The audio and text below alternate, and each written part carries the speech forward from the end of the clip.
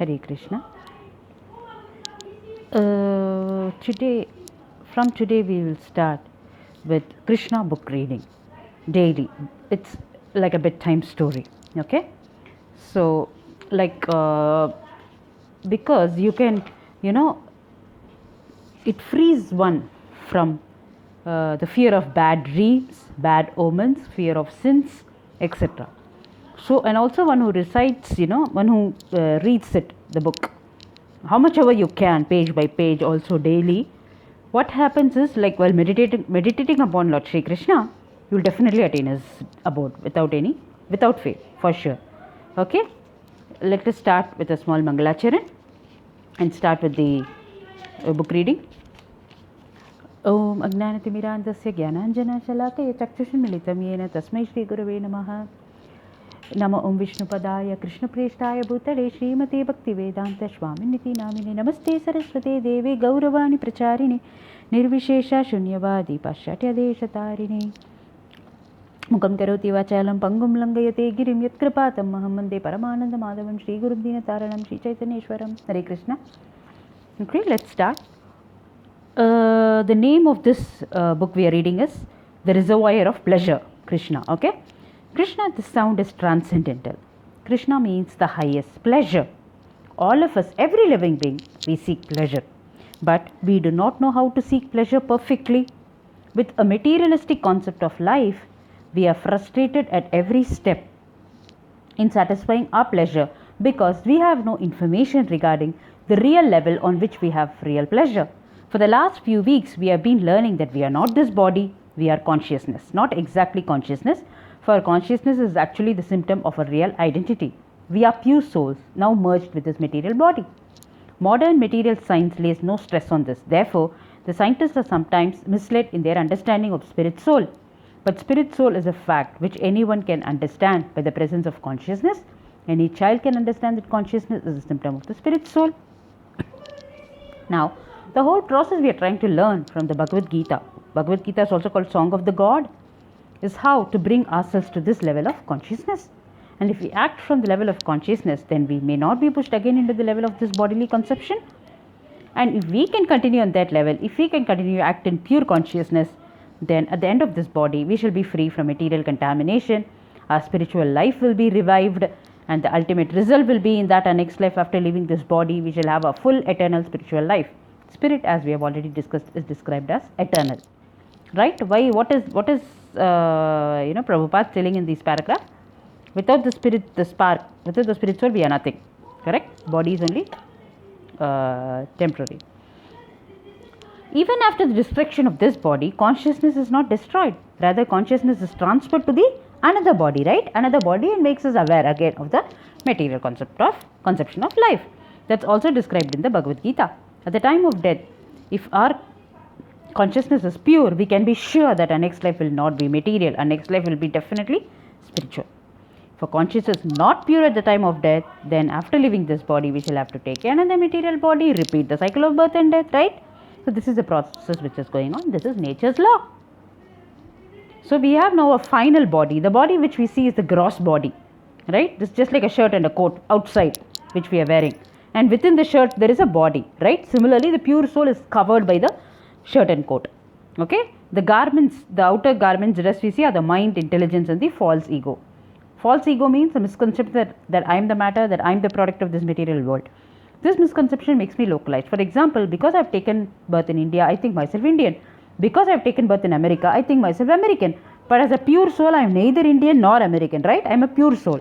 So these others are designations. American, Indian, German, Englishman, cat or dog, bee or bat, man or wife, all these are just simply designations. In spiritual consciousness, we become free from all such designations. That freedom is achieved when we are constantly in touch with the Supreme Spirit, Krishna. Right? Hare Krishna, Krishna Krishna, Hare Hare, Hare Rama, Ram Ram, Hare Hare. The International Society for Krishna Consciousness is simply intended to keep us in constant touch with Krishna. Krishna can be in constant companionship with us because he is omnipotent. Therefore, he can be fully in touch with us by his words. His words and he are not different. That is omnipotence. Omnipotence means that everything relating to him has the same potency. For example, here in this material world, if we are thirsty and we want water, simply repeating water, water, water will not satisfy your thirst, because this word has not the same potency as water itself. We require the water in substance, right? Then our thirst will be satisfied. But in the transcendental absolute world, there is no difference. Krishna's name, Krishna's quality, Krishna's word, everything is Krishna and provides the same satisfaction. They also say Krishna's name is different from the Krishna himself, right? Some people argue that Arjuna was talking with Krishna because Krishna was present before him. Whereas in my case, Krishna is not present. So how can I get directions? But this is not a fact. Krishna is present by his words, the Bhagavad Gita. In India, when we speak on the Bhagavad Gita or the Srimad Bhagavatam, we regularly perform worship with flowers or with other paraphernalia as is required for worshipping. In the Sikh religion also, although they have no form of the deity, they worship the book Granth Sahib. Perhaps some of you are acquainted with the Sikh community. They worship in Grantha. Similarly, the Muslims worship the Quran. Right? Similarly, the Christians, the Bible is worshipped. It's a fact that Lord Jesus Christ is present by his words. Krishna is also present by his words. Right? These personalities, either God or the Son of God, who come from the transcendental world, keep their transcendental identities without being contaminated by the material world. That is their omnipotence. We are in the habit of saying that God is omnipotent. Omnipotence means that he is not different from his name, from his quality, from his pastimes, for his instruction. Therefore, the discussion of Bhagavad Gita is as good as discussion of Krishna himself. Krishna is seated in your heart and in my heart also. Ishvara sarva bhutanam hriddeshe arjuna tishtati. It said in the Bhagavad Gita 18 chapter 61 verse. God is situated in everybody's heart, right? He is not away from us. He is present. He is so friendly that he remains with us in a repeated cycle of births. He is waiting to see when we shall return to him. He is so kind that though we may forget him, he never forgets us. Although a son may forget his father, a father never forgets his son. Similarly, God, the original father of everything, everybody, all living entities will never forsake us. We may have different bodies, but they are assured codes. That has nothing to do with the real identity. Our real identity is a pure soul, and pure soul is part and parcel of the Supreme Lord. There are around 84 lakh species of life. Even the biologists and the anthropologists cannot calculate this accurately. But from authoritative revealed scripture, we get this information. Human beings present 4 lakh species, and there are 8 lakhs other species, where Krishna, the Supreme Lord, claims that all of them, whether beast, man, snake, god, demigod, anything, whatever, all of them in reality are his sons. The father gives the seed and the mother receives the seed. The body is then formed according to the mother's body. And when the body is completely formed, it comes out either from cats or dogs or from man. That is the process of the generation. The father gives the seed and emulsified with 2 kinds of secretion in the womb of the mother. And on the first night, the body is formed just like a pea. Then gradually it develops. There are 9 holes that develop: 2 ears, 2 eyes, nostrils, mouth, navel, penis, and an anus. That's how it is, the gates of the body, they say. According to the last karma or action, one gets this body to enjoy or to suffer. That is a process of birth and death. And after finishing his life, one again dies. One again enters into the womb of some other mother. Another type of body then comes out. This is the process of reincarnation. We should be very diligent as to how we can discontinue this process of repeated birth and death and change of the body, right? So this is the prerogative of the human form of life. We can stop this process of repeated change. We can do it. We can get an actual spiritual form again and be blissful, full of knowledge and eternal life.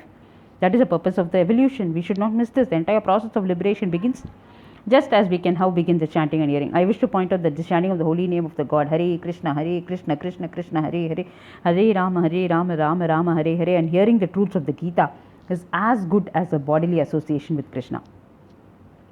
That is stated in the Gita. This process is called Kirtana.